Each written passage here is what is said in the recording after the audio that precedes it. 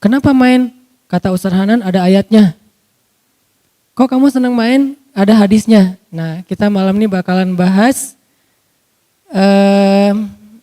kalau dalam bahasa ulama itu ar-riyadhah wal la'ab fi as-sunnah an-nabawiyah. Olahraga dan main di dalam sunnah Nabi. Cuman kalau ngomong olahraga agak berat Jadi bukan berlatih kali ya, tapi bermain. Buat teman-teman yang anak skateboard pasti tahu lah. Bukan saya pengen jadi pro skateboarder, tapi saya cinta dengan skateboarding. Jadi lebih ke bermainnya. Sebelum saya membahas tentang main menurut Al-Quran dan hadis, coba kita perhatikan firman Allah di dalam surat Ali Imran ayat 14. Saya nanti bakal baca ayat ini, teman-teman buka aplikasi Al-Quran di handphonenya, surat Ali Imran ayat 14.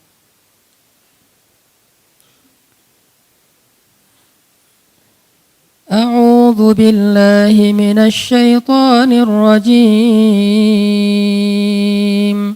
Bismillahirrahmanirrahim. Zuyyina lin-nasi hubbus syahawati minan nisa'i wal banina wal qanatiril muqantarah والقناطير المقنطرة من الذهب والفضة والخيل المسومة والأنعام والحرث ذلك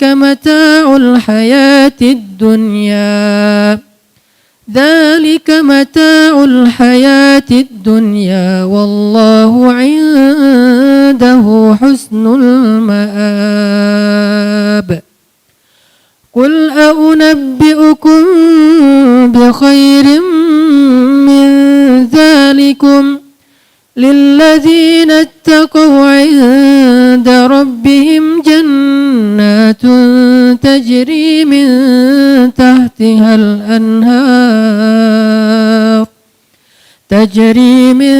تحتها الأنهار خالدين فيها وأزواج مطهرة ورضوان من الله والله بصير بالعباد.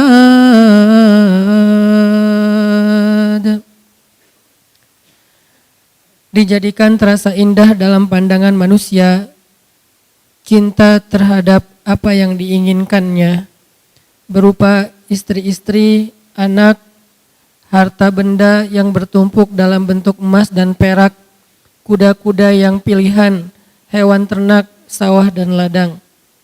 Itulah kesenangan kehidupan di dunia. Sedangkan di sisi Allah ada tempat kembali yang sangat baik. Katakanlah, maukah aku kabarkan kepada kalian apa yang lebih baik dari semua itu? Bagi orang-orang yang bertakwa, telah disediakan di sisi Tuhan mereka surga-surga yang mengalir di bawahnya sungai-sungai. Mereka kekal di dalamnya dan pasangan-pasangan yang suci lagi bersih serta ridha Allah dan Allah Maha melihat keadaan hamba-hambanya. Shadaqallahul azim. Teman-teman yang dirahmati Allah Subhanahu wa taala, mungkin bukan pertama kali kita mendengar ayat ini atau membaca ayat ini. Kadang kita mendengar ceramah tentang ayat ini dari satu khutbah, dari satu tausiah yang biasanya setelah membaca ayat ini seorang ustadz akan menyampaikan angle bahwa ternyata dunia itu gak penting. Akhirat itu lebih penting. Kadang-kadang ada sedikit lebih saklek. Sampai mengatakan jangan cinta dunia, kemudian cinta pasangan, cinta anak, cinta harta, cinta kendaraan yang bagus dan segala macam. Sebagaimana yang ada di ayat 14. Tapi kalau kita membaca ayat ini dengan konsep perbandingan, Karena saya terbiasa ketika belajar di Mesir itu dibangun pola pikir memperbandingkan satu teks dengan teks yang lain supaya utuh pemahaman kita. Ternyata enggak gitu-gitu amat. Maksud dari dua ayat ini tuh sederhana sebetulnya. Jangan sampai dunia melalaikan kita dari akhirat. Kalau enggak sampai melalaikan, enggak apa-apa. Kita boleh mencintai pasangan, kita boleh bersenang-senang dengan pasangan. Kalau enggak ada pasangan, sabar dulu. Kita boleh punya kendaraan yang bagus, kita boleh punya, kalau di sini al-khailul musawwamah. Kita boleh punya onta ataupun kuda yang bagus. Musawwamah itu kuda dan onta yang mahal loh. Harga kuda Nabi itu di atas 300 juta. Harga onta Nabi itu mungkin sekitar 2 miliar. Harga Alphard 1 miliaran ya. Berarti lebih mahal daripada Alphard. Boleh enggak kita misalnya bercita-cita pengen punya Alphard? Boleh. Asalkan jangan sampai kita korupsi. Jangan sampai kita bohong, jangan sampai kita curang, jangan sampai kita ngezolimin orang lain yang nanti merugikan dunia dan akhirat kita. Boleh enggak kita berharap punya istri yang cantik? Saya belum jawab. Boleh enggak sih? Yang di atas pengen punya suami yang keren, boleh enggak?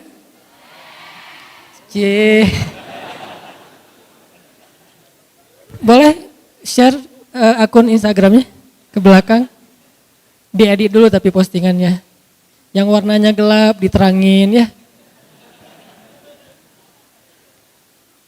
Kenapa boleh? Padahal di dalam ayat ini Allah mengatakan zuyyina linnas hubbus syahawati minan nisa.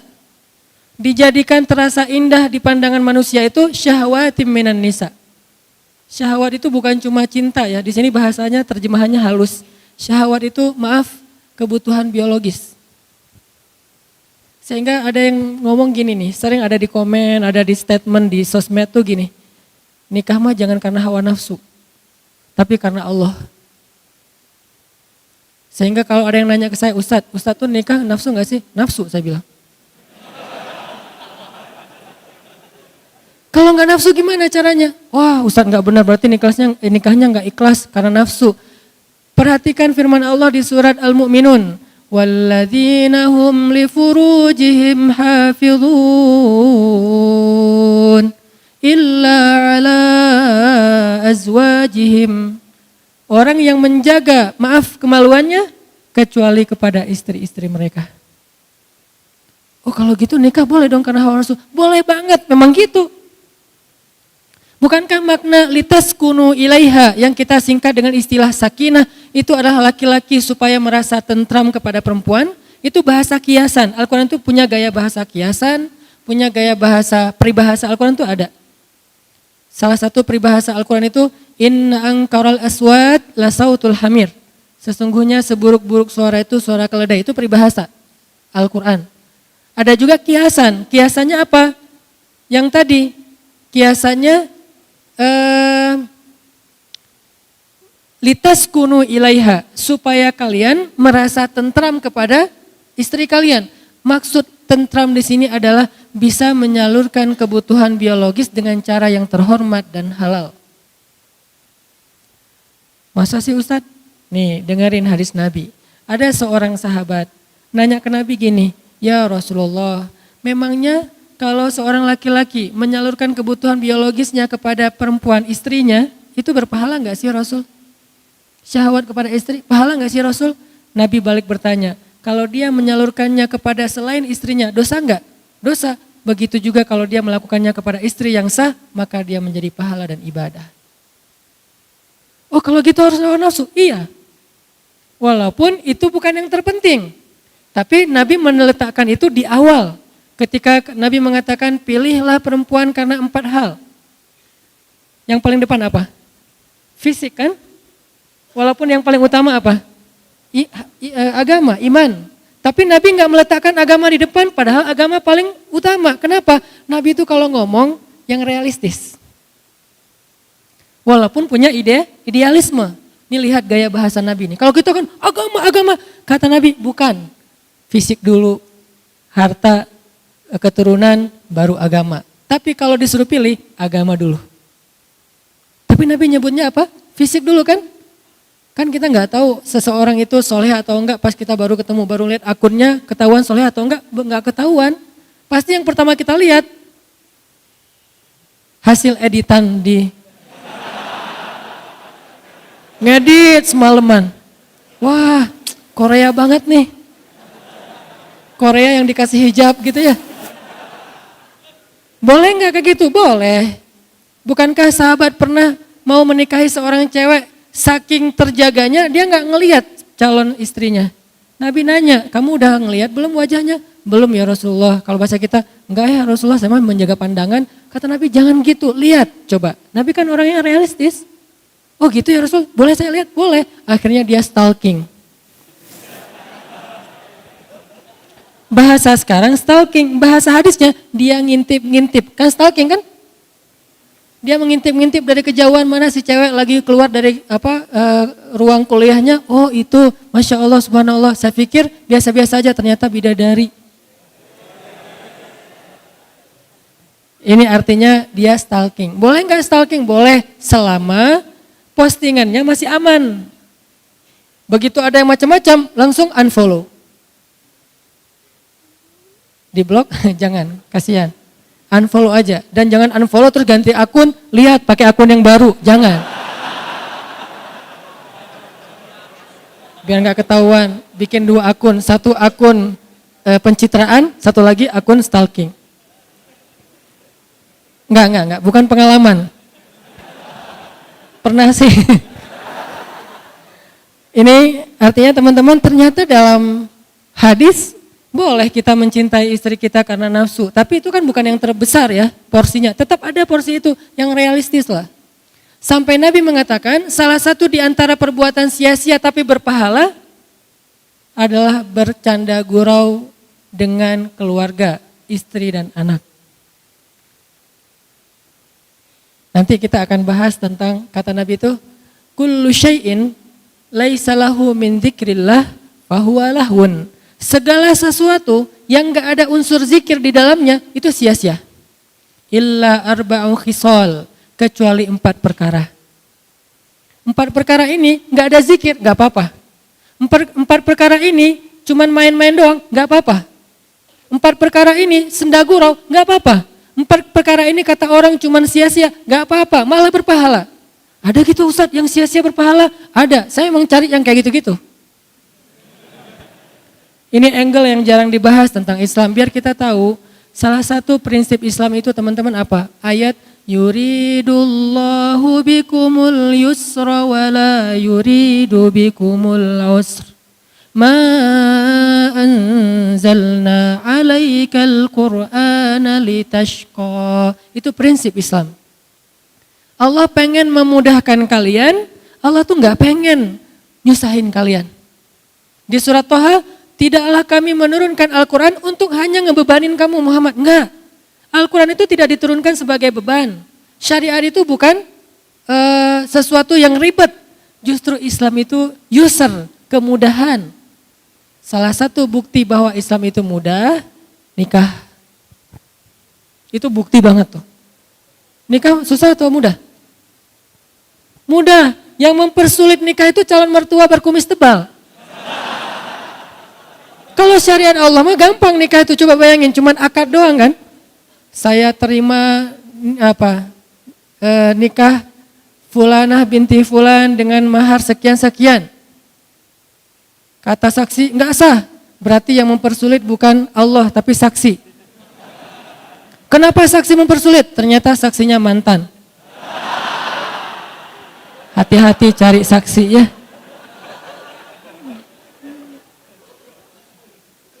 Udah akad benar? Enggak. Oh ulangi lagi. Sah saksi? Belum. Seharian enggak bakalan sah kalau saksinya adalah M bintang-bintang. Cari saksi itu yang netral. Yang udah move on. Ustadz, insya Allah ya. Nih teman-teman, artinya akad nikah itu sederhana loh.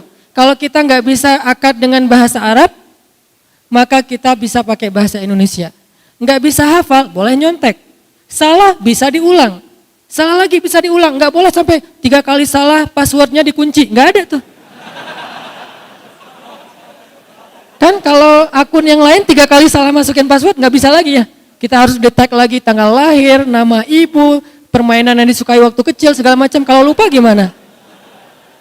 Itu sulitnya birokrasi manusia. Kalau Allah mah asik-asik aja. Salah, ya udah nggak apa-apa ulang. Seharian diulang Allah tungguin.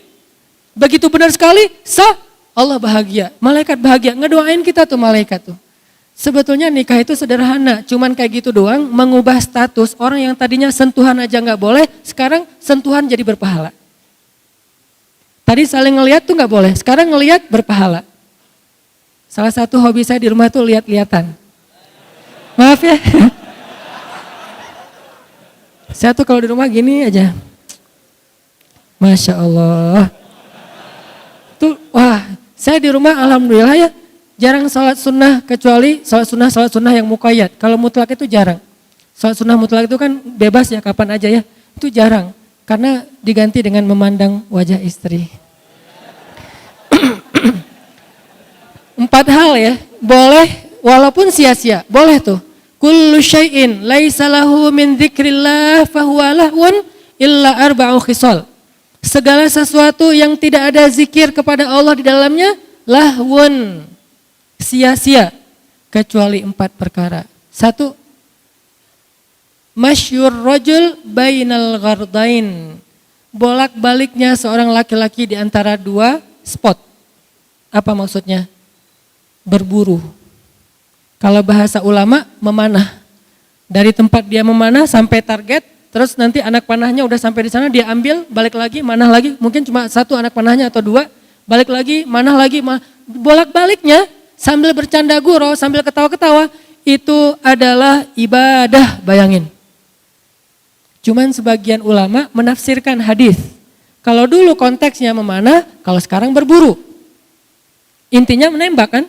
Bisa berburu pakai senapan angin, bisa berburu dengan senjata api, bisa juga latihannya yang kecil-kecil dulu, paintball, airsoft gun. Intinya belajar nembak.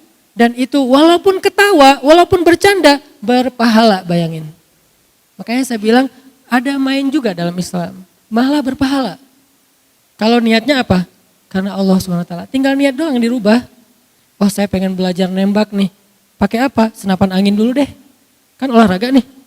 Nanti gede sebelah gitu. Udah. Atau paintball yang standar-standar dengan niat ukhuwah, silaturahim, mendekatkan kesolidan organisasi. Sekalian belajar sabar, belajar teliti, nanti airsoft gun naik lagi jadi senjata api kalau legal. Ada apa mungkin organisasinya, berburu babi, berburu rusa segala macam. Itu bolak-balik antara satu tempat ke tempat yang lain malah berpahala. Bukan hanya itu, Nabi itu pernah jalan dengan Abu Bakar dan Umar bertiga. Kan ini segeng ya, soulmate banget nih bertiga. Karena Nabi itu ada sahabat, ada geng. Sahabat Nabi itu Muhajirin dan Ansor. Geng Nabi, Abu Bakar dan Umar, itu geng. Biasanya Nabi kalau pengen me time, gak ada yang boleh ketemu Nabi kecuali 2 orang ini. Abu Bakar dan Umar, tambah Utsman 1 lagi. Kayak saya pernah ceritakan Nabi lagi me time di sebuah sumur, cuma pengen sendiri aja, terus suruh seorang sahabat jagain pintu sumur, gak boleh masuk. Tiba-tiba datang Abu Bakar, ribut, saya pengen ketemu Nabi, gak boleh, kata Nabi gak boleh, sekarang gak ada waktu selfie. Terus kata Nabi, siapa itu ribut-ribut di depan? Kata sahabat yang jagain, itu ini Abu Bakar ya Rasulullah. Kata Rasulullah, izinkan dia masuk, dia itu ahli surga. Masuklah Abu Bakar. Duduk di sebelah Nabi, menjulurkan kakinya ke sumur. Ini sebagai sebuah nubuwah, sebagai sebuah berita bahwa Abu Bakar nanti akan dimakamkan di sebelah Nabi. Terus datang lagi Umar. Saya pengen masuk, gak boleh kata Nabi gak boleh masuk. Tapi saya pengen masuk, saya satu geng sama Nabi, gak boleh pokoknya. Apa itu rame-rame? Ini Umar ya Rasulullah, izinkan dia masuk, dia ahli surga. Masuk aja Umar, saya juga bilang apa, boleh masuk, masuk aja. Ini mah kalau kita ya. Masuk Umar, duduk di sebelah Abu Bakar. Nubuat bahwa Umar akan dimakamkan di sebelah Abu Bakar. Seperti itulah posisinya. Duduk di sumur gitu, bertiga, ngobrol-ngobrol, santai. Apa yang diobrolin? Gak tahu, pokoknya santai aja nih. Kalau kita mungkin lagi ngopi-ngopi gitu, wah ini bagus nih, sifon, ini apa 360 apa segala macam. Gak penting sih yang diomongin, lagian namanya juga lagi me time. Datang lagi yang ketiga, Utsman. Saya pengen masuk, nggak boleh. Saya pengen masuk, nggak boleh. Apa itu rame-rame di depan? Ini Utsman ya Rasulullah. Izinkan Utsman masuk, sesungguhnya Utsman adalah sebaik-baik pemuda surga. Lebih daripada Abu Bakar dan Umar istilahnya. Sebaik-baik pemuda surga. Masuk Utsman. Tempat tadi udah penuh. Akhirnya Utsman duduk di seberang. Itu menjadi nubuat, takwil bahwa Utsman akan dimakamkan di Baqi. Tidak di sebelah Rasul, Abu Bakar dan Umar. Ini banyak cerita-cerita kayak gini yang jarang kita bahas. Dan angle-nya apa? Oh ternyata Nabi juga ngegeng gitu ya. Karena yang nyambung kalau TikTok tuh cuma mereka bertiga nih. Kalau yang lain diam dengerin aja. Sami'na wa ata'na, Masya Allah, Masya Allah. Kalau ini enggak ya Rasulullah gini. Suka berbeda pendapat dan itu seru. Makanya salah satu yang keren dari pernikahan itu kalau kita bisa chat sama istri kita tuh kadang-kadang rame, debat. Tapi setelah itu pelukan. Ya. Ini teman-teman ternyata berburu itu sesuatu yang luar biasa di sisi Allah. Sampai ada hadis Nabi, nanti cek lagi deh. Nabi bilang gini, malaikat itu menyaksikan dua hal. Dua olahraga itu, dua permainan, malaikat menyaksikan. Satu, berburu, kedua lomba berkuda atau onta. Itu malaikat nonton loh. Bukan cuman malaikat diam, tapi nonton. Bayangin kalau nonton kira-kira kita gimana? Wah seru gitu kan? Malaikat yusyahid. Arti yusyahid, malaikat ikut nonton acara berburu sama balapan. Jadi kalau dulu konteksnya berkuda beronta, sekarang mungkin BMX, ngetrail, off-road, touring, itu malaikat nonton loh. Arti malaikat nonton, malaikat tuh senang dengan kegiatan-kegiatan kayak gitu. Kalau niatnya karena Allah. Yang dilarang apa menurut ayat 14 surat Ali Imran? Jangan sampai gara-gara itu telat sholat, itu doang masalahnya. Makanya saya sering bilang, fun itu nggak harus nambah dosa, tetap bisa fun kok. Kita bisa asik, bisa seru tanpa harus nambah dosa. Karena Islam itu luas banget. Sampai kita balapan aja selama nggak melanggar lalu lintas, malaikat nyaksiin. Kita berburu, malaikat ikut nonton. Mana? Malaikat ikut nonton. Makanya Nabi pernah jalan bertiga nih. Rasul, Abu Bakar, Umar jalan bertiga. Lewat orang yang lagi mana? Terus ada satu laki-laki pas mau manah gitu dia bersumpah. Demi Allah ini akan kena sasaran. Kan orang Arab kalau ngomong tuh suka wallahi ya. Wallahi ini akan kena sasaran. Wallahi ini akan kena sasaran. Ternyata meleset. Kata Abu Bakar, dia sih sumpah. Berarti gak kena sasaran tuh berarti dia harus bayar kifarat sumpah. Kata Nabi, sumpah dalam masalah memanah maka itu dimaafkan. Sampai segitunya. Sahabat saking seriusnya pengen kena sasaran tuh dapat poin yang paling gede di tengah. Dia sampai sumpah, demi Allah ini kena nih. Ternyata meleset, kata Abu Bakar yang lewat, dia sih udah terlanjur sumpah meleset, berarti dia harus bayar denda kifarat sumpah. Kata Nabi, sumpah dalam memanah dimaafin. Menunjukkan gimana mudahnya Islam memberi ruang untuk orang main. Jadi kalau kita berburu, ini kena nih, demi Allah ini kena nih. Tapi jangan dimain-mainin ya, karena dia serius nih. Ini kena nih demi Allah, gak kena. Wah lu udah sumpah tuh, bayar tuh kifarat. Bayar kifarat sumpah kan lumayan gede tuh. Berpuasa atau kasih makan orang miskin, ternyata khusus buat latihan atau bermain. Kalau saya lebih menyebutnya bermain ya, walaupun maksudnya berlatih, itu dimaafin coba. Maka kata Nabi, di antara 4 yang main-main tapi berpahala, yang nomor satunya berburu. Nomor 2, seorang laki-laki yang melatih kuda atau ontanya. Melatih kuda atau melatih onta. Bukan berkuda doang, melatih. Jadi kuda itu kan bukan hanya dipakai untuk ditunggangin ya. Dia juga dilatih kayak kalau orang barat tuh ngelatih anjingnya biar sehat, pagi lari, sore lari gitu. Kita ngelatih kuda sama onta itu berpahala. Yang ketiga, orang yang menyiapkannya. Yang menyiapkannya ini kalau dalam konteks dulu sejarah yang bawa-bawa anak panah. Kalau sekarang dalam konteks sniper modern kan ada 2 orang ya. Satu yang nembak, satu lagi yang apa itu istilahnya itu. Ya gitu deh. Asisten atau apa itu. Nah gitulah pokoknya, saya gak ngerti istilahnya. Kan ada 2 orang kan. Satu yang nembak, satu lagi yang ngukur-ngukur gitu kan. Kecepatan angin atau apa. Nah dua-duanya dapat pahala dan dijamin surga. Coba lihat. Betapa luar biasanya Islam. Sampai yang kayak gini-gini diatur. Kalau kita selama ini memandang Islam itu sempit. Pasti karena pemahaman kita, bukan karena Islam itu sempit. Kadang ada orang ngapain sih kayak gitu-gitu, ini apa manfaatnya, ini tujuannya apa, ini kok sia-sia segala macam. Kenapa saya kadang-kadang komen baca lagi. Kenapa? Karena kurang baca deh. Karena hadis yang kita baca kan dari dulu innamal a'malu binniyat. Padahal jumlah hadis itu yang dihafal Al-Bukhari aja ada 200.000 hadis. Yang dihafal oleh Imam Ahmad bin Hambal ada 1.000.000 hadis. Berapa yang sudah kita hafal sehingga kita mengatakan ini sia-sia. Banyak angle-angle agama, angle Islam yang kita belum tahu. Termasuk tadi mondar-mandir sampai disebutkan oleh seorang tabi'in tentang keadaan sahabat di zaman Rasul. Dia bilang, saya melihat banyak sahabat-sahabat Nabi itu ketika memanah, lagi latihan, kalau sekarang bermain, antara satu spot ke spot yang lain mereka sambil ngambil anak panah, sepanjang perjalanan mereka bersenda gurau, bermain-main, saling tertawa, dan kata mereka ini sesuatu kebaikan. Jadi gak sekaku, mana mau wajahnya apa, serius gitu ya, terus lempeng aja, kalau ada yang ketawa, astagfirullahaladzim gak boleh banyak ketawa. Gak gitu-gitu amat Islam teh. Tapi kan ada hadis Nabi yang mengatakan, kalau kalian ngelihat apa yang aku lihat, kalian akan sedikit tertawa dan banyak menangis.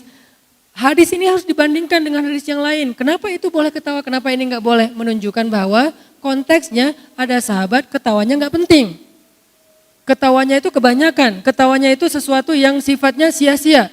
Kalau ketawa, kalau bercanda dalam urusan kayak gini nih, sesuatu yang bermanfaat, maka itu dibolehkan. Bahkan Nabi pernah dalam perang Khaybar. Perang Khaybar itu Nabi tuh dalam satu perjalanan tiba-tiba beliau nanya, saya lupa namanya nanti cek lagi. Mana Fulan bin Fulan? Siapa yang ditanya sama Nabi? Seorang sahabat yang dia itu pintar mencairkan suasana. Keahlian dia itu dia kayak stand up comedy gitu, tapi positif. Dia tuh kalau ada di tengah-tengah sahabat yang lain, itu semuanya jadi suasananya tuh jadi cair, keadaannya jadi nyaman, ucapannya tuh renyah. Sehingga Nabi itu nanya dia ketika dalam perjalanan Khaybar, kenapa? Karena perjalanan Khaybar ini cukup menegangkan. Para sahabat itu agak-agak khawatir gitu, soalnya perjalanannya kan sebelum subuh, kabut, mau ngepung benteng Khaybar. Benteng Khaybar itu bertingkat-tingkat. Sahabat tegang, dalam kondisi kayak gitu Nabi nanya, mana Fulan bin Fulan? Supaya apa? Supaya dia bisa lucu di depan kita, terus kita jadi santai gitu. Coba lihat. Ternyata yang punya semangat humoris, yang punya bakat ngejok gitu, itu ternyata di antara sahabat dibutuhin juga tuh. Walaupun jumlahnya gak banyak. Jangan semua sahabat jadi komik ya, mungkin 1-2 gitu. Ada porsinya. Yang jelas hal yang kayak gitu diapresiasi dalam Islam selama masih positif. Enggak mencela agama, enggak sara, enggak dusta. Nah selama masih positif itu sesuatu yang diapresiasi dalam Islam. Jadi profesi sebagai seorang entertainer dalam Islam kadang dibutuhin loh dalam kondisi-kondisi tertentu.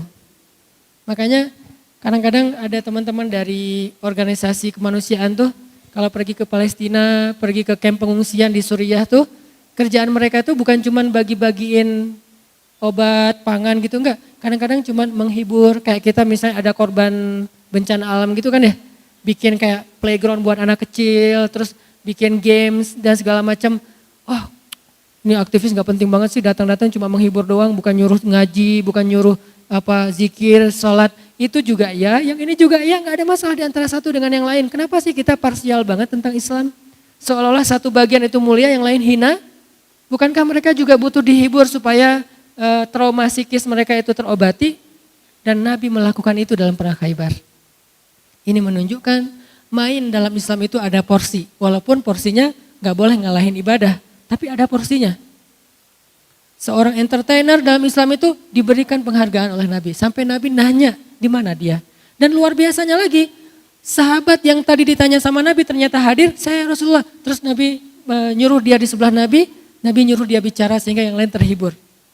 Setelah itu pas pulang Nabi nanya di mana dia, ternyata dia syahid dalam perang Khaybar. Dulu tuh seorang komik syahid. Hebat ya? Dia komik, dia syahid. Dia entertainer, dia syahid. Itu keren banget loh. Jadi yang syahid itu bukan cuma hafiz, seorang ahli ibadah, seorang entertainer juga syahid. Dia ada bagiannya dalam jihad. Bagiannya apa? Menghibur sahabat yang lagi galau. Duh saya ninggalin istri ini gimana nih? Udah tenang aja ada Allah. Oh iya, dia punya peran di situ. Sampai ada yang bagiannya apa? Bikin syair. Kayak pas gali Parit Khandak tuh, para sahabat tuh bikin syair. Pas bikin Masjid Nabawi, sampai syairnya kemudian diriwayatkan jadi sebuah kayak nyanyian gitu. Apa syairnya? La in qa'adna wa nabiyyu ya'malu fadzaka minnal amalul mudallalu la 'isha illa 'ishal akhirah Allahumma arham ansara wal muhajirah. Terus diikutin. La in qa'adna wa nabiyyu ya'malu. Kita pikir sahabat itu zikir terus. Ada porsi zikir, ada porsi nyanyi. Apa tuh artinya? Nah itu masalahnya. Lain qa'adna wa nabiyyu ya'malu. Kalau kita duduk-duduk aja sedangkan Nabi kerja, malu dong. Itu maksudnya. Nyindir sahabat yang tadi udah capek duduk. Nabi udah capek gak duduk. Akhirnya bikin syair. Lain qa'adna wa nabiyyu ya'malu. Akhirnya oh ya gak enak nih. Fadzaka minnal amalul mudallalu. Kalau gitu kita malu-maluin. Itu syairnya. La 'isha illa 'ishal akhirah. Gak ada kehidupan yang lebih bahagia daripada kehidupan di akhirat. Allahumma arham ansara wal muhajirah. Ya Allah rahmatilah kaum ansar dan muhajirin. Lihat kehidupan para sahabat. Apakah selalu, nih kita gak boleh banyak bercanda nih, kita angkat aja batu. Gak gitu-gitu amat. Ada waktunya bercanda, ada waktunya bersyair, ada waktunya bernyanyi. Bahkan Nabi kadang-kadang nonton loh. Ini bukan saya bilang boleh ke nonton sembarangan ya. Maksudnya Nabi itu nonton dan nontonnya sama istri lah gitu. Jadi kalau Ustadz nonton gak? Nonton. AAC2C. Maaf ya, gak di endorse. Nontonnya sama siapa? Sama istri. Velvet pula misalnya kalau ada ya berdua gitu. Paling gak enak tuh nonton sendiri loh. Sebelah berpasangan. Kan gak enak banget tuh. Ngelihat, lama-lama jadi wasit. Up, stop. Nabi itu nonton, nanti ada hadis khusus bab itu. Intinya adalah kehidupan Nabi dan sahabat itu sangat proporsional. Malam mereka menjadi rahib, ibadahnya tuh sampai air mata membasahi jenggotnya. Siang mereka menjadi fursan, kesatria, menunggangi kuda.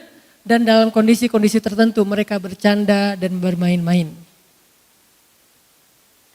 Makanya terjemahan dari ayat 14 surat Ali Imran gak boleh parsial. Jangan main-main, jangan bercanda, gak boleh sibuk dengan istri, gak boleh sibuk dengan anak, gak boleh sibuk dengan kendaraan. Gak gitu, maksud Allah kita boleh menjadikan semua itu sebagai mata'ul hayati dunia, kesenangan dunia. Tapi jangan lupa akhirat itu lebih keren loh. Jadi kalau dunia aja kita semangat, harusnya akhirat lebih semangat. Kayak misalnya teman-teman yang semangat mencari pasangan di dunia. Allah bilang azwajun mutahharah. Di akhirat juga ada pasangan. Yang saya sering bilang di akhirat, di surga itu gak ada lagi jomblo. Jadi gak ada yang duduk sendiri, ngahuleng, sedih gitu. Lo kenapa? Gua ditikung. Gak ada tuh. Di akhirat tuh gak ada yang kayak gitu-gituan. Semuanya sudah ridho. Mutmainnah, radiyatan, mardiyah. Dalam keadaan ridho dan diridhoi oleh Allah Subhanahu wa taala. Pasangannya siapa? Yang kita sebut bidadari itu istilah bahasa Indonesia kan? Bahasa Arabnya apa? Azwaj, pasangan bukan bidadari. Siapa azwaj? Itu tuh yang di atas-atas tuh. Yang solehah ya. Masya Allah. Makmum yang taat sama suami, salat tahajud berdua, suaminya waladhdallin, dia belakang amin. Jadi gak konsen salatnya gitu kan ya. Itu tuh pasangan surga kita. Coba kalau sholat sendiri, waladhdallin, hening, gak ada yang aminin. Pokoknya gak enak aja lah, pokoknya sendiri mah. Maaf ya. Saya udah pernah ngerasain itu selama beberapa tahun, benar emang gak enak sih. Saya tahu pas saya nikah usia 22 tahun, pas udah saya nikah saya jadi berpikir, tahu gini saya nikahnya 12 tahun. Gak tahu ternyata luar biasa menikah itu ya. Seru-seruan, ketawa-ketawa. Jangan yang dibahas pernikahan itu listrik, air, kontrakan. Jangan. Itu kan cuma sebulan sekali. Bahaslah yang daily tuh. Yang daily kan ketawa-ketawa, makan bareng, bercanda. Bercanda aja dapat pahala. Terus nanti dapat pahala lewat baper-baperan. Kok dapat pahala pas baper? Ya memaafkan. Kayak Nabi itu istrinya lagi baper dibikin ketawa. Kita istri lagi ketawa dibikin bete. kebalikan. Orang ada yang lagi ketawa dibikin bete. Kenapa? Istri orang. Bahaya. Nah, jadi yang pertama adalah berburu. Bisa manah, bisa nembak. Ini lebih ke tafsir sebagian ulama ya. Karena ulama itu ada dua model teman-teman. Biar kita nggak kaku nih. Ada ulama yang memahami Al-Quran dan hadis itu tekstual. Gimana teks aja deh. Kalau kuda ya kuda, kalau panah ya panah, nggak mau geser. Ini ada ulama yang kayak gini nih. Ada ulama kontekstual. Kalau dulu kuda, sekarang skateboard, BMX, ngetrail, moge, Vespa, kontekstual. Konteks dulu tuh kuda sama onta, konteks sekarang skuter, Vespa, naik Harley misalnya, konteks. Dan ini disebut dengan maqasidus syariah. Apa sih maksud dari syariat? Mesir cenderungnya ke yang kedua nih, modelnya tuh kontekstual, pola pikirnya. Madinah cenderungnya yang pertama, dua-duanya baik. Gak usah saling menyalahkan, terserah kita mana yang paling nyaman kan. Karena saya dulu belajar di Mesir dibiasakan berpikir dengan persepsi kontekstual, maka kita membiasakan untuk memahami teks supaya bisa relevan dengan konteks kekinian. Modal berpikir ala Mesir. Tapi kan hadisnya, dan bukan terjadi di Mesir Madinah doang teman-teman. Di zaman sahabat udah ada pola pikir kayak gitu. Ada sahabat yang tekstual, ada sahabat yang kontekstual. Kayak pas Nabi bilang habis perang perang Khandak, Nabi bilang, ayo kita kepung benteng Bani Quraidah. Jangan sholat asar kecuali di Bani Quraidah. Nih kalimatnya, jangan sholat asar kecuali di Bani Quraidah. Akhirnya sahabat beres perang Khandak, berangkat ke Bani Quraidah. Siapa tuh Bani Quraidah? Orang Yahudi yang berkhianat. Mereka lah yang mengompori orang kafir Quraisy untuk nyerang Madinah. Pengkhianat nih, udah ada perjanjian damai ternyata mereka ingkari. Mereka langgar. Nabi nyuruh kepung Bani Quraidah supaya mereka mau memperbaiki diri. Jangan sholat asar kecuali di Bani Quraidah. Berangkat sahabat. Di tengah jalan, masuk waktu asar. Terjadi perbedaan pendapat. Sebagian bilang, kita sholat dulu yuk. Soalnya ini udah asar nih, daripada ntar sampai maghrib. Kata yang lain, nggak bisa, kan kata Nabi jangan sholat asar sampai ke Bani Quraidah. Kata yang pertama, nggak gitu maksud Nabi. Maksud Nabi buruan berangkat, mudah-mudahan keburu asar di sana. Tapi kalau nggak keburu ya udah asar aja dulu. Kata yang kedua, nggak gitu, pokoknya gimana teks aja. Terjadilah perbedaan pendapat sahabat. Sebagian sholat asar dulu baru lanjut perjalanan, sebagian langsung lanjut perjalanan. Pokoknya meeting pointnya di Bani Quraidah aja. Dari sana akhirnya terbelahlah pendapat ulama secara umum menjadi dua model berpikir. Satu kontekstual, satu lagi tekstual. Dua-duanya baik dan kita harusnya husnuzon kepada dua-duanya. Kalau kepada yang tekstual, husnuzonnya apa? Mereka tuh hati-hati banget takut salah. Keren kan? Kalau yang kontekstual, husnuzonnya apa? Mereka itu ingin Islam itu selalu relevan dan memberi solusi setiap zaman. Itu juga baik. Sehingga nggak ada di antara sesama muslim saling menyalahkan. Karena dua-duanya berawal dari konsep berpikirnya para sahabat. Termasuk yang tadi. Kalau yang tadi istilahnya memanah, menurut ulama tekstual, ya udah memanah aja. Sehingga kita sampai sekarang belajar mana, walaupun zamannya mungkin memanah udah jarang kepake ya, lebih banyak kepake senjata api. Bagi ulama kontekstual bukan memanah. Manah boleh, pakai senjata api boleh, belajarnya pakai paintball dulu, airsoft kan juga boleh. Kontekstual, dua-duanya boleh. Saya cenderung kepada yang kedua, kontekstual. Tapi saya respect sama yang pertama. Tapi menurut saya yang kedua lebih tepat. Yang pertama mungkin dengan pemahaman yang berbeda. Ini maksudnya. Terus yang kedua kata Nabi, main-main tapi berpahala apa? Walaupun gak ada zikrullah tadi, melatih kuda. Bagi ulama tekstual, kuda ya udah kuda aja, jangan ditafsir-tafsirin. Bagi ulama kontekstual, dulu kuda dan onta sekarang menjadi kendaraan. Bisa mobil, bisa motor, bisa trail, bisa Vespa, bahkan bisa BMX dengan niatnya untuk kebaikan. Bayangin kita main BMX misalnya untuk supaya selalu fit, olahraga, badannya kebentuk, itu kan kebaikan kan? Karena mukmin yang kuat lebih disukai Allah daripada mukmin yang lemah, walaupun dua-duanya baik kata Nabi. Berarti kalau niatnya supaya kuat kan belajar Gak usah yang ngetrik-ngetrik macam-macam. Bunny hop aja, itu udah lumayan berat kan? Kalau menurut saya sih lebih berat daripada ngetrik olinya skateboard. Karena itu ngangkatnya lebih luar biasa. Langsung seluruh tubuh itu kebentuk. Ototnya langsung jadi itu. Berarti kalau niatnya mukmin yang kuat lebih baik daripada mukmin yang lemah. Walaupun dua-duanya baik, maka main BMX itu adalah ibadah. Hidup anak BMX ya. Main BMX segala macam termasuk skateboard, longboard, downhill, kayak gitu-gitulah. Pokoknya riding aja. Selama niatnya untuk jaga kesehatan, apalagi kalau niatnya untuk berdakwah, apalagi kalau dalam konteks tertentu niatnya untuk membela agama, maka ini menjadi sesuatu yang berpahala. Bahkan malaikat menyaksikan. Kan gak mungkin kita sambil main BMX terus tausiah kan.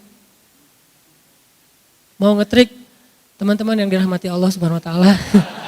Kan gak gitu. Yang namanya main, main aja udah, gak usah terlalu serius. Nanti ada bagian tausiah di masjid. Kalau main, udah aja main. Kayak kemarin saya ke Palu tuh, kita bikin lomba berenang. Saya bilang siapa yang bisa ngalahin saya berenang, wah padahal saya gak jago. Sok-sok jago aja ngenantang. Siapa yang bisa ngalahin saya berenang ke tengah laut, yang paling jauh, saya fallback. Oh siap Ustaz, siap. Akhirnya rame-rame, karena pengen di fallback. Berenang tuh. Gayanya apa Ustaz? Bebas. Berenang. Itu benar-benar jauh sampai airnya gelap loh. Dan saya tuh dalam hati saya cuma apa? Pokoknya saya gak mau following. Itu doang yang saya pikirin. Jadi motivasi saya gak mau fallback. Padahal biasanya tuh saya paling agak parno ya dengan yang namanya hiu. Kayak pas kemarin saya ke Wellington, New Zealand tuh. Tadinya saya pengen pedal-pedal doang, pencitraan ordai gitu kan. Pedal-pedal doang di pinggir-pinggir gitu sambil mancing. Tapi tiba-tiba lagi jalan ngelihat orca, killer whale ya, paus pembunuh. Itu paus pembunuh pasangan lagi tuh, bikin baper banget itu mah. Killer whale berdua, itu lagi kayak jalan-jalan gitu, kayak window shopping gitu dia. Killer whale lagi window shopping di pinggir pantai. Naik, muncul, tenggelam, naik lagi. Wah killer whale, lebih ngeri daripada hiu, kan lebih cerdas ya. Gak jadi deh pedalnya, gak jadi pencitraan, ya udah longboard aja semampunya gitu. Artinya saya tuh paling parno, tapi gara-gara gak pengen nge-follow, saya maksain. Sampai saya buka mata, wah udah gelap gini, terus aja pokoknya jangan sampai saya follow lebih dari satu. Pas sudah sisa satu, udah deh cukup satu aja.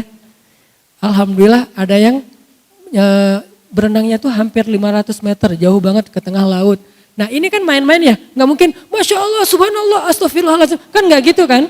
Karena bab zikir ada bab zikir, bab berenang, dan itu bercanda. Wah kalah Ustaz, segala macam. Ustaz gak boleh naik, kan kita udah jauh. Akhirnya gak bisa balik lagi ke perahu, gak kuat lagi. Minta dijemput, yang di perahu usil. Ustaz gak boleh naik ke perahu sebelum fallback kita. Wah Ustaz dikerjain. Ya udah deh saya fallback. Ya Ustaz naik. Sehari aja ya, tahu gitu gak jadi naik tadi. Bercanda kan? Nah bercanda dalam konteks kayak gitu adalah sesuatu yang diperbolehkan. Seru kan? Main-main, makanya saya punya tagline, banyak main, banyak manfaat. Itu bukan asal ngomong, ada maunya. Ya, ada maksudnya. Jadi bukan sekedar, Ustaz kok banyak main bukannya banyak selawat. Selawat mah gak usah diomong-omongin.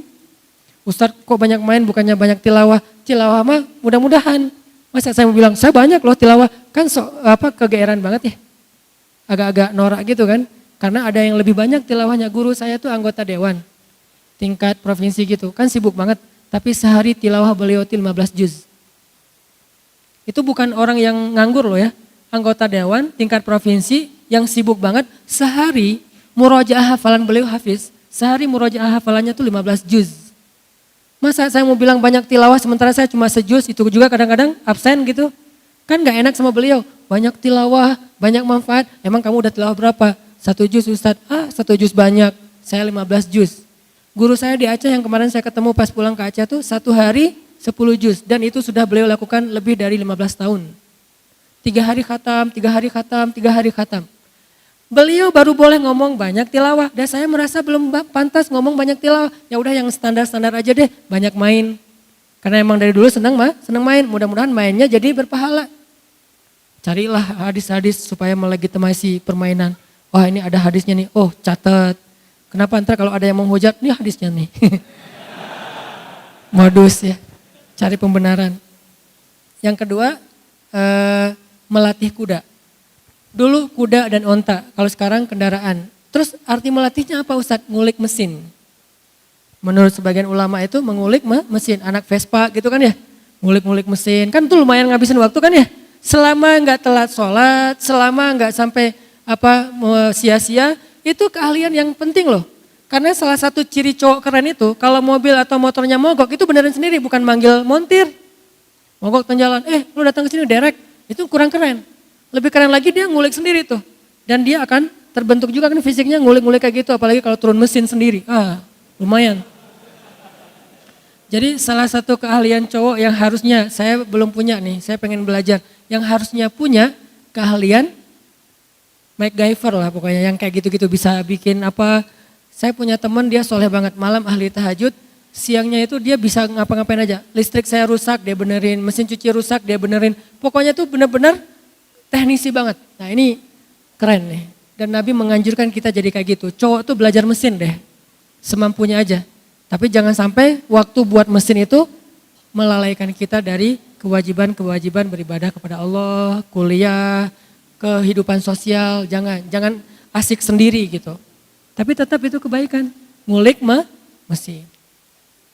Tetap kuda dan onta itu memang sesuatu yang istimewa.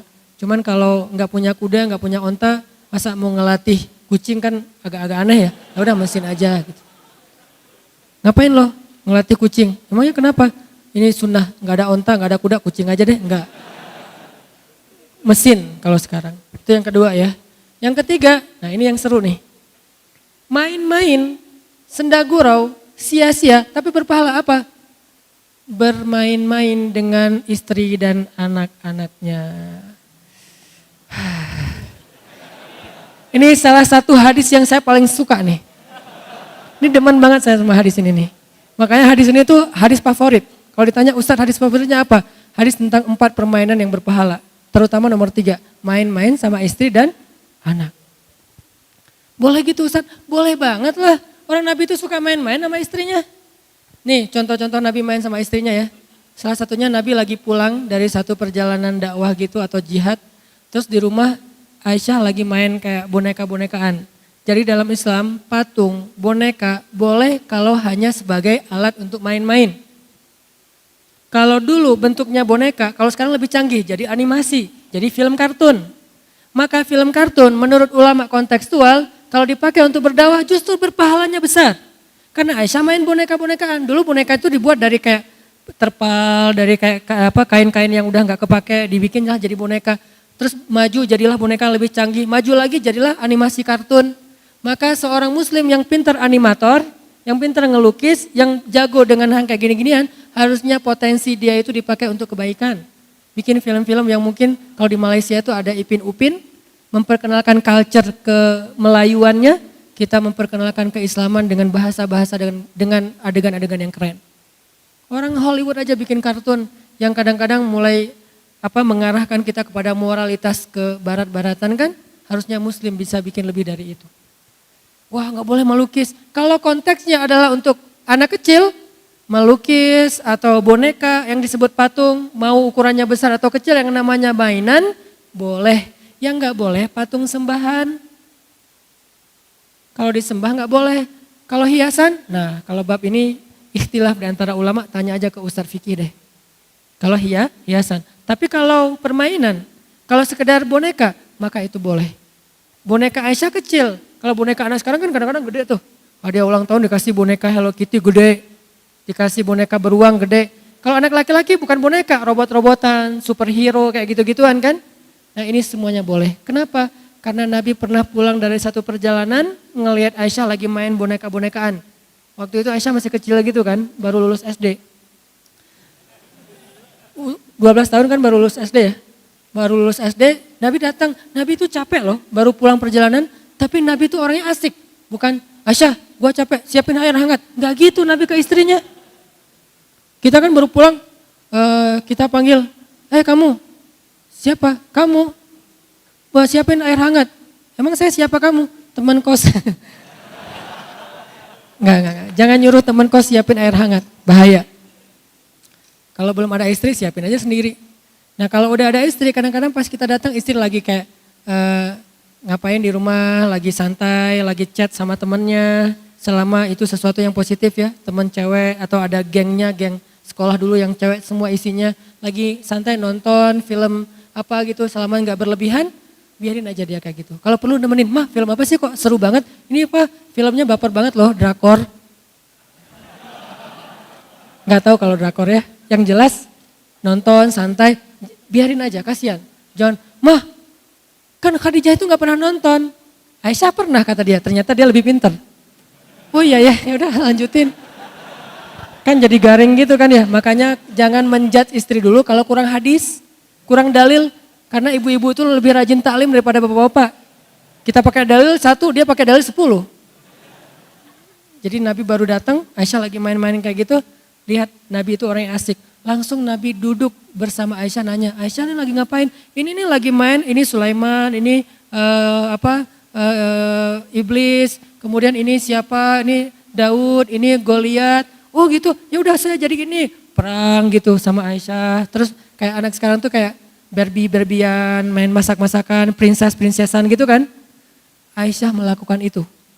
Dan Nabi duduk bersama Aisyah, meladeni Aisyah main, sehingga Aisyah udah beres, baru Nabi mulai melakukan kegiatan-kegiatan yang serius di rumahnya. Mungkin cuci piring atau apa. Gak ada Nabi datang-datang marah-marah ke istrinya, kamu nih rumah belum beres, suami pulang masa belum disiapin apa-apa. Kan suami itu udah capek berjihad dan segala macam. Enggak, justru kita yang pakai dalil itu, Nabi aja gak pernah pakai dalil itu. Ini menunjukkan bahwa main dengan pasangan itu sesuatu yang luar biasa. 1, Nabi main sama Aisyah.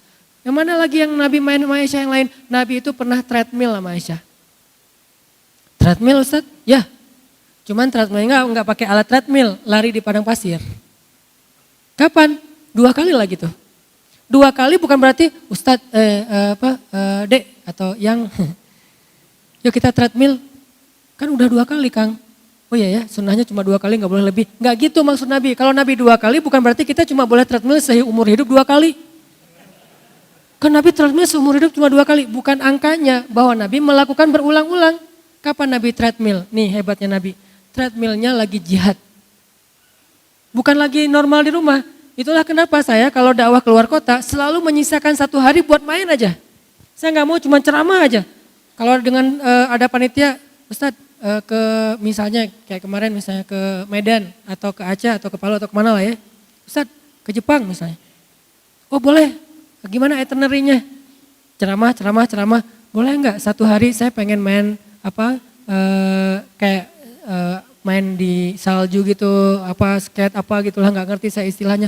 Oh boleh Ustadz, tapi itu seharian. Gak apa-apa kan udah 3 hari ceramah.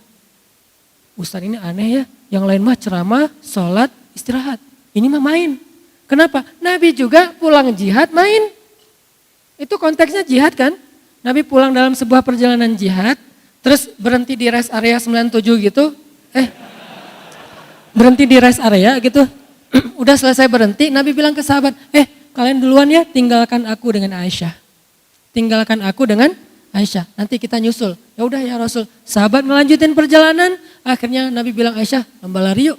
Hayu kata Aisyah, lomba lari lah waktu itu menang Aisyah.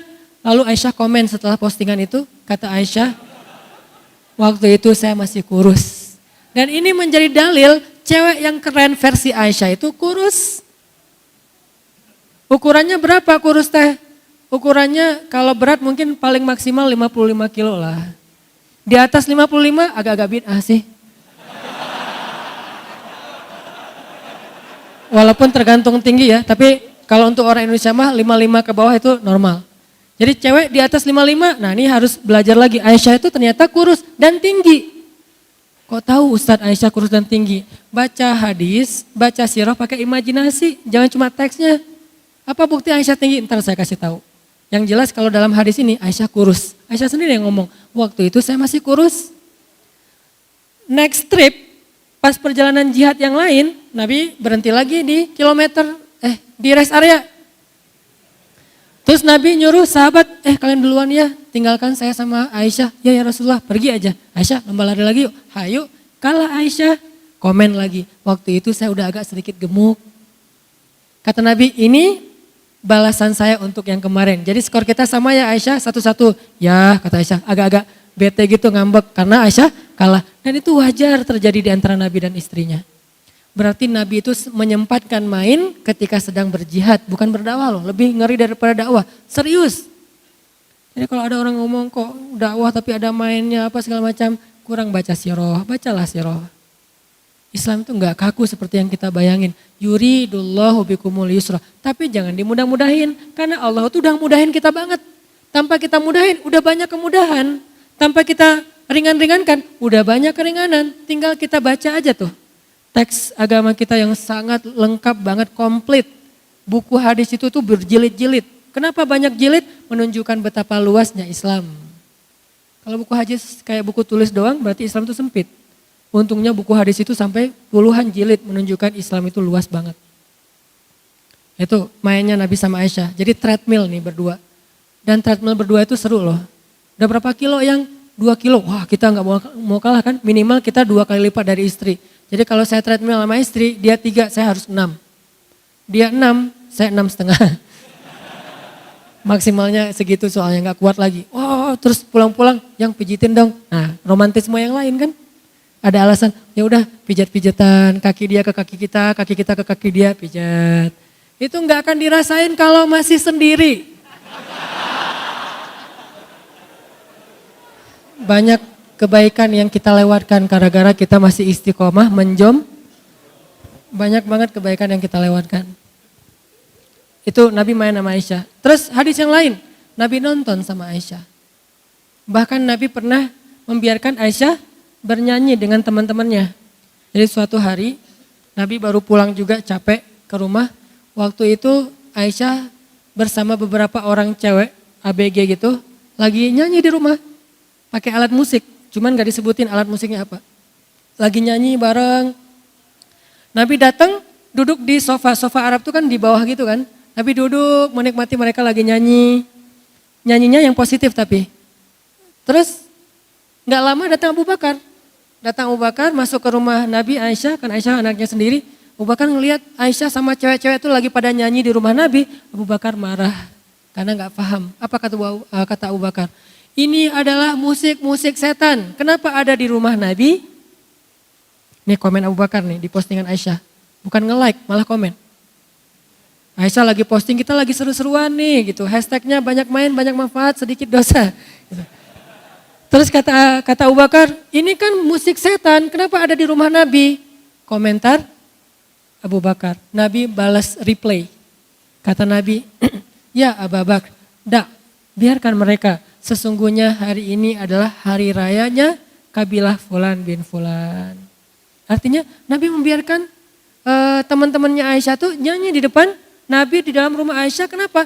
Hari ini emang hari rayanya teman-temannya Aisyah. Teman-temannya Aisyah itu dari suatu kabilah, saya lupa kabilah mana di Madinah. Dan mereka lagi ngerayain hari jadi kabilah mereka dengan cara bersenang-senang. Dan ini menjadi dalil juga bolehnya merayakan hari jadi tertentu selama tidak berlebihan. Ini pemahaman saya ya, ulang tahun.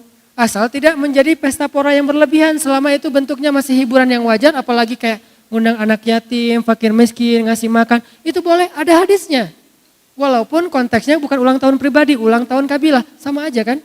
17-an Agustus, hari jadi kota Bandung, hari jadi pribadi, yang jangan hari jadi mantan, berat. Kalau hari jadi sendiri mah gak masalah. Nah ini terjadi di zaman Nabi. Akhirnya biarin wahai Abu Bakar, karena ini hari jadi mereka. Akhirnya Abu Bakar duduk, boleh. Pernah gak dengar kisah ini? Jarang kan? Karena jarang dibahas. Menunjukkan bahwa banyak hal yang kita belum tahu tentang Islam. Terus Nabi nonton. Hari jadi hari jadi negeri Habasyah. Habasyah itu kalau sekarang Ethiopia. Nah Ethiopia ini kan ada hari jadinya. Pas pekerja-pekerja kayak TKI gitu, TKI Habasyah yang tinggal di Madinah, mereka pas hari jadi kota Habasyah kayak memperingati gitu. Makanya mereka bikin kayak festival gitu, namanya Habasyah Fest. Bikin festival Habasyah, jadi kayak ada festival, terus ada kulinernya, ada stand-stand merchandise-nya. Terus ada beberapa perform, ada dance, Ada dance loh. Cuman dance-nya apa? Dance pedang. Dulu namanya tarian pedang, kan dance kan? Kita kan menerjemahkan saja, ada dance-nya. Laki-laki pada ngedance pedang gitu, yang gak ada belly dance. Gak ada tuh. Karena gak boleh. Tapi tarian pedang, cowok-cowok pada nari ala-ala militer gitu ada. Berarti Nabi nonton dance. Dance-nya masih positif. Terus ada kayak ring MMA-nya tuh, Ultimate Fight. Karena banyak budak-budak Habasyah itu jago tarung kan. Budak Habasyah itu kan jago tarung. Akhirnya mereka bikin kayak perlombaan tarung, Ultimate Fight, mixed martial art, bebas, gaya apa aja. Juaranya terdapat piala dari ketua ikatan orang-orang Habasyah di Madinah. Jadi ada kayak organisasinya gitu. Dan setiap 5 tahun ganti ketuanya. Kayak kita lah pokoknya. Akhirnya mereka bikin gulat, tarung gitu. Dan Nabi nonton. Berarti nonton Ultimate Fight salah satu yang dibolehkan dalam agama. Selama nggak judi, nonton tuh hiburan doang dan tidak berlebihan. Nah akhirnya nontonnya bareng siapa? Bareng Aisyah. Adegannya lucu loh. Nabi lagi di rumah. Hari ini hari festival Habasyah. Orang di luar tuh rame. Oh ketawa di sana, ketawa di sini, seruan di sana, asik di sini. Aisyah tuh mondar-mandir aja depan Nabi di dalam rumah. Aisyah mau ngajak Nabi nonton nggak enak. Tapi pengen kayak lagi iklan now showing gitu kan, lagi tampil, lagi perform kayak gitu. Terus Aisyah cuma lihat trailernya doang. Aduh diulang-ulang trailernya sama Aisyah.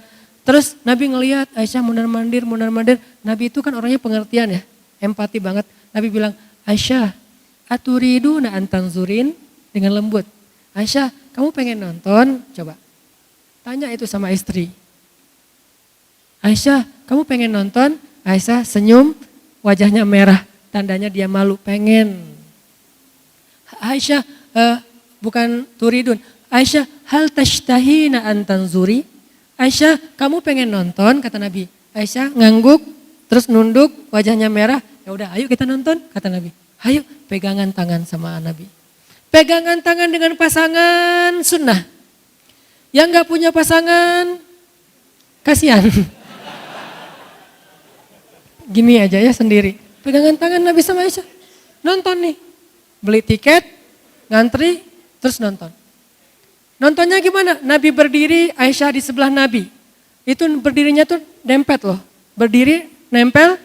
Kemudian Aisyah meletakkan dagunya di atas pundak Nabi. Nabi itu orangnya tinggi. Kalau sampai cewek bisa naruh dagunya di atas pundak Nabi, menunjukkan cewek ini orangnya tinggi.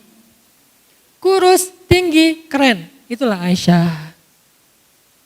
Jadi Nabi milih Aisyah juga. Wah Aisyah ini tinggi ya. Makanya Aisyah tuh pernah menggibah seorang istri Nabi yang pendek kan. Sofia kalau gak salah. Nabi ngapain sih rajin-rajin ke rumah Sofia? Emang kenapa Aisyah? Sofia itu kan gitu kata Aisyah. Karena Aisyah cemburu kepada Sofia. Sofia itu kan cuma beda setahun sama Aisyah. Istri Nabi itu semuanya muda kecuali satu. Siapa yang tua? Saudah. Yang lain semuanya muda. Istri Nabi itu muda-muda, cuman yang perawan cuma satu Aisyah. Yang lain gak perawan tapi muda. Berapa usia Sofia ketika dinikahi Nabi? 17 tahun, baru aja lulus SMA. Waktu itu Aisyah umurnya 16 tahun cuma terpaut setahun. Makanya Aisyah tuh paling cemburu berat sama Sofia. Udah cantik, muda pula, dan orangnya tuh asik gitu, seru. Nabi kalau udah ngobrol sama Sofia bisa lama tuh. Sampai akhirnya Aisyah stalking IG-nya Sofia. Mana hadisnya Aisyah stalking IG-nya Sofia. Diam-diam Sofia lagi posting acara di rumahnya. Jadi Sofia itu kayak lagi ngundang anak yatim, tasyakuran di rumahnya. Udah gitu foto bareng, selfie bareng ibu-ibu, posting. Aisyah diam-diam melihat. Tapi gak mau nge-like, takut ketahuan. Nabi tahu Aisyah lagi stalking Sofia. Akhirnya Nabi japri, Aisyah lagi stalking Sofia ya. Akhirnya Aisyah ketahuan malu gitu. Hadisnya gimana sih Ustadz? Hadisnya Aisyah pas lagi Sofia bikin acara di rumahnya, diam-diam datang ke sana pakai cadar biar nggak ketahuan. Stalking kan? Datang pakai cadar, jalan. Yang mana sih yang Sofia itu? Penasaran gua, kok Nabi betah banget di rumah dia? Orangnya gimana sih? Datang pakai cadar. Yang biasanya cadarnya kayak gini, dia pakai cadar yang agak-agak beda sekarang. Benar-benar nggak diketahui. Nabi itu kan orangnya teliti banget, menunjukkan Nabi itu mata Aisyah aja tahu. Hati-hati pakai cadar kalau baru nikah, ntar ketukar. Suaminya nggak hafal gitu kan, mama bukan saya masih jomblo gitu. Nih, buat yang cadaran ya. Saya respect sama yang cadaran, tapi saya menganut mazhab yang tidak cadaran. Istri saya tidak ada yang cadaran. Tidak cadaran. Tidak cadaran. Teliti banget sih. Nah Aisyah pakai cadar datang ke rumah Sofia. Duduk aja di pojok. Jadi Aisyah tuh mojok gitu. Yang lain pada ketawa-ketawa, Aisyah giniin aja. Nabi dari kejauhan ngeliat, oh Aisyah. Pas Aisyah udah beres acara, Aisyah pulang sendiri kan. Dikejar sama Nabi. Aisyah, kata Nabi, hah ketahuan? Kok tahu? Ya tahulah istri saya, kata Nabi kan ya. Kamu kan matanya khas, mata bidadari gitu. Wah gitu. Hurul Ain. Istilah bahasa Arabnya bidadari apa? Hurul Ain, yang matanya besar dan bulu matanya lentik. Yang matanya itu hitamnya hitam banget, putihnya putih banget, bersih, lentik, dan keren banget. Alisnya itu bertaut dan kayak pedang. Aisyah kayak gitu. Kalau kita kan dibentuk dulu, dikikir, terus kayak ditatoin gitu ya biar lurus gitu. Lama-lama kok jadi kayak balok ya lurus kayak gini ya. Kalau Aisyah itu dari sononya udah kayak gitu, udah keren. Makanya Nabi pas ngeliat, oh ini Aisyah nih. Dikejar sama Nabi, Aisyah gitu kata Nabi. Aku tahu, akhirnya jalan berdua pulang nih. Sepanjang jalan, Nabi itu kan orangnya asik ya. Asik diajak chat, ngobrol Nabi sama Aisyah. Kata Nabi, kata Aisyah, ya Rasul, kata Aisyah. Apaan sayang, kata Nabi. Kalau misalnya Nabi jadi penggembala ternak, penggembala domba, terus ada 2 padang rumput, yang satu udah pernah dipakai orang, yang satu lagi belum pernah. Kira-kira Nabi mau menggembala domba di mana? Kata Aisyah. Aisyah menjebak nih, Nabi itu orangnya cerdas. Ya yang belum pernah dipakai lah, itu yang paling gua suka nih, padang rumput yang masih bagus, masih rimbun, masih belum pernah ada yang pakai di sana untuk menggembala. Kata Aisyah, oh gitu, ya. Nabi ngerti kan? Ngertilah, kata Nabi. Maksudnya apa? Satu-satunya istri Nabi yang perawan cuma Aisyah. Aisyah lagi nyindir. Nabi orangnya pengertian, cerdas. Kalau kita kayak gitu, ya tergantung sih. Bete kan istri kita? Kurang cerdas. Gimana masakan aku? Ya kurang garam sih mah. Terlalu jujur. Bilang aja, mah papa itu udah sering makan di restoran, tapi ini lebih enak loh dari semua restoran. Si istrinya kan gitu kan ya. Walaupun habis itu, mah ada garam. Gombal-gombal dikit lah. Nabi itu luar biasa menjaga perasaan Aisyah. Makanya Aisyah tuh pernah cemburu sama Sofia, gara-gara Sofia itu salah satu yang cantik banget selain Maria kan. Ada Sofia, ada Zainab, ada Hafsah, ada Maria. Hafsah itu 19 tahun. Ada Maria, orang Mesir. Tahu sendiri lah orang Mesir kayak gimana, keren banget lah. Arab tuh yang keren tuh Mesir, Lebanon, Suriah. Tuh keren-keren tuh. Nah Maria dari Mesir, ini Sofia orang Yahudi. Jadi salah satu istri Nabi itu orang Yahudi yang masuk Islam. Kata Aisyah, ya Rasul ngapain sih senang banget ke rumah Sofia. Sofia tuh kan pakai kode bahwa Sofia itu pendek. Kenapa? Aisyah itu tinggi orangnya. Lalu Nabi sedikit tersinggung dan mengatakan, ya Aisyah seandainya ucapanmu itu ditaruh di lautan, maka seluruh lautan itu akan menjadi berbau bangkai. Apa maksudnya? Karena gibah itu seperti bangkai. Lebih bau daripada bangkai, enggak boleh menggibah. Nabi kalau udah bab kayak gini, marah. Kok marah? Kan Nabi enggak marah. Marah Nabi. Nabi pernah marah dan menasihati Aisyah. Gara-gara apa? Gara-gara Aisyah menggibah Sofia. Tapi di sisi lain, di sini menjadi dalil Aisyah itu orangnya emang tinggi. Makanya pas Aisyah berdiri di sebelah Nabi, meletakkan dagunya di atas pundak Nabi, berdirinya nempel gitu, nontonnya tuh begini, nonton tuh berdua. Nonton apa? Nonton dance, nonton apa lagi Ultimate Fight. Terus Nabi seru gitu, pas udah lama nonton Nabi ngelirik ke Aisyah, hampir aja hidung Nabi kena hidung Aisyah gitu kan, sama-sama mancung tuh. Imajinasikan siroh. Nabi kan mancung, Aisyah mancung. Aisyah, udahan? Kata Aisyah. Coba.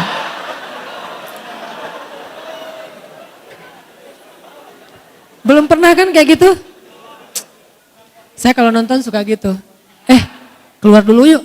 Kan belum selesai, ini lagi kayak klimaksnya tuh lagi adegan paling seru, apalagi film-film thriller gitu yang pembunuhan. Oh ya udah. Terus kalau yang horor-horor pembunuhan gitu kan itu paling lebih seru lagi nontonnya. Takut. cowok banget lah ya. Walaupun kita juga takut. Saya pernah nonton film horor kayak gitu yang trailer-trailer pembunuhan gitu. Ternyata yang lebih heboh malah saya. Dia, gitu banget sih. Iya aku orangnya lembut. Agak-agak kurang keren sih waktu itu saya mah. Lama-lama kita nonton itu lagi. Enggak lo kurang asik kalau nonton film horor. Enggak, kali ini gue mau jadi cowok sejati. Nonton. Kayak tren tubusan. Kan itu horor banget ya, zombie-zombian gitulah. Pas ada yang muncul zombinya, saya yang loncat duluan. Sama aja udahlah, apalagi pakai 3D gitu kayak gitu-gitu. Nah Nabi itu nonton seru, terus Aisyah taruh, tenang banget tuh Aisyah. Aisyah udahan, masih kayak gitu sampai 3 kali. Aisyah udahan yuk, udah kelamaan, ya udah pulang. Pas pulang Aisyah komen lagi di postingan itu.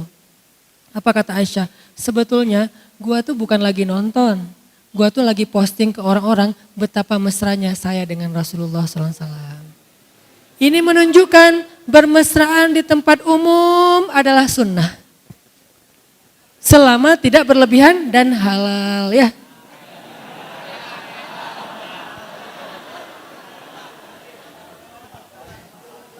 Coba lihat Islam ternyata ada yang kayak gini-gini juga tuh. Belum lagi nanti hadis-hadis tentang Nabi dan Aisyah yang lain tuh banyak banget loh. Yang ketiga ya. Yang keempat apa?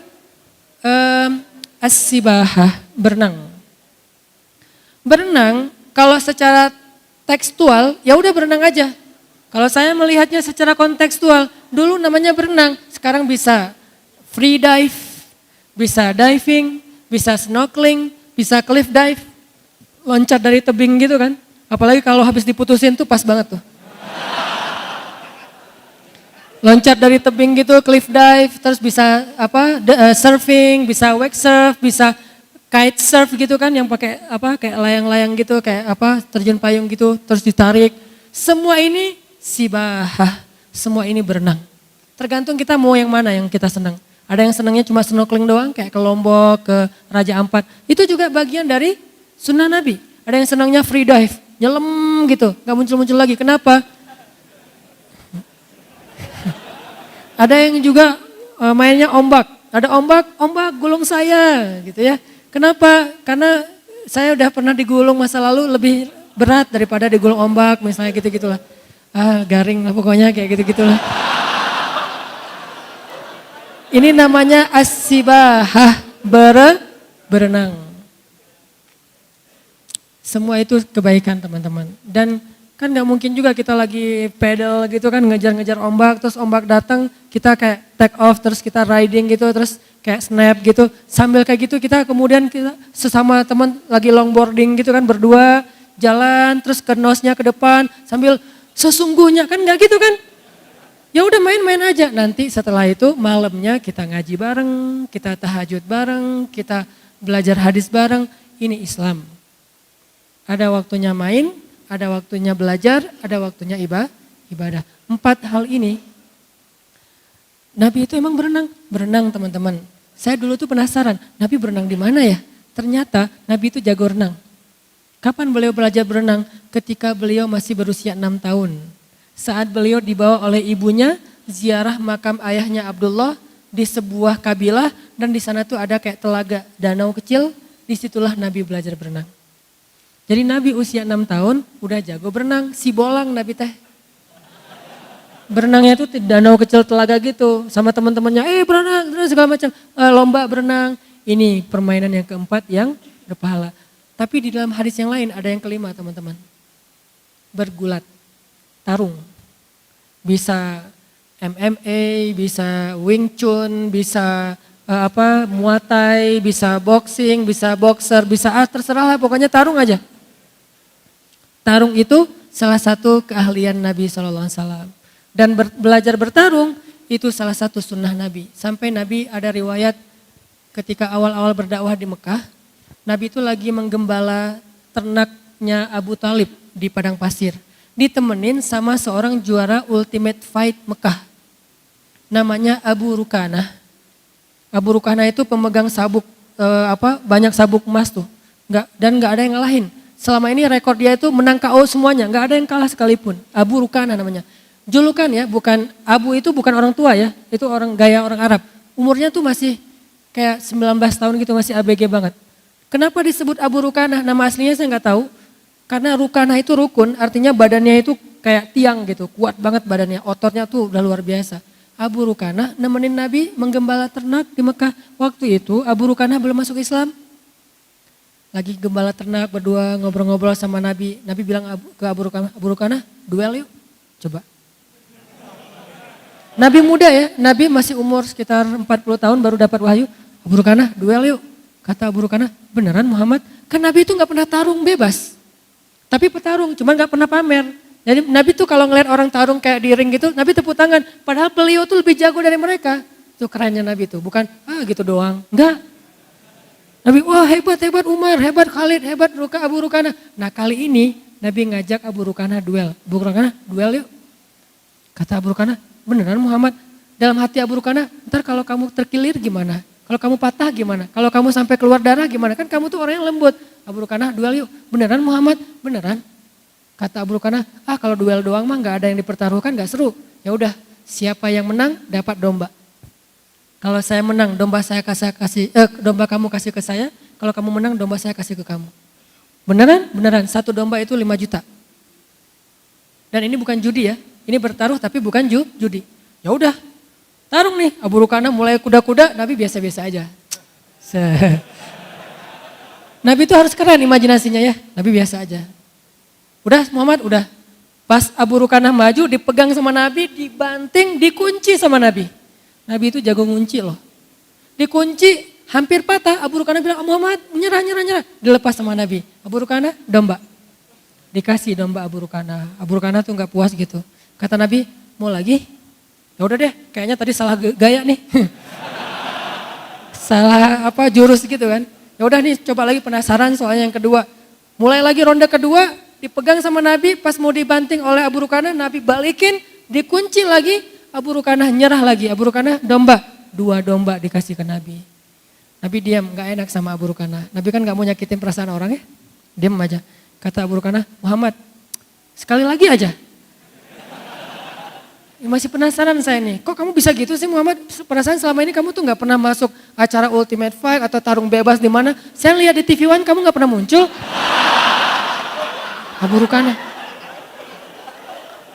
Ya udah kata Nabi, hayu. Tarung lagi, kalah lagi Abu Rukanah sampai 3 kali berturut-turut. Langsung dikunci di ronde pertama, di menit, bahkan belum 1 menit udah habis Abu Rukanah nyerah, kasih 3 dombanya. Udah gitu Abu Rukanah ngelihat sekeliling gitu. Kata Abu Rukanah, Muhammad ada yang ngelihat gak tarungan kita? Gak ada, emang kenapa? Soalnya selama ini orang Arab taunya saya tuh petarung paling hebat. Juara bertahan, gak ada yang bisa ngalahin saya. Masa kalah sama orang kayak kamu Muhammad? Abu Rukanah, Nabi senyum-senyum aja. Udah gak apa-apa, nama kamu tetap terjaga kok. Saya gak akan ngomong-ngomong kalau saya ngalahin kamu. Cie. Terus Abu Rukanah kayak cemberut gitu. Kata Nabi, kenapa lagi Abu Rukanah? Saya bingung nih. Gimana saya pulang kalau kambing saya udah berkurang 3? Terus Nabi nanya, emangnya kenapa? Bilang aja ke ayah kamu bahwa kamu kalah tarung sama saya. Itu masalahnya. Kalau ayah saya sampai tahu saya kalah tarung, saya bakal dimarahin. Jadi bukan bab kambingnya, bab kalah tarung.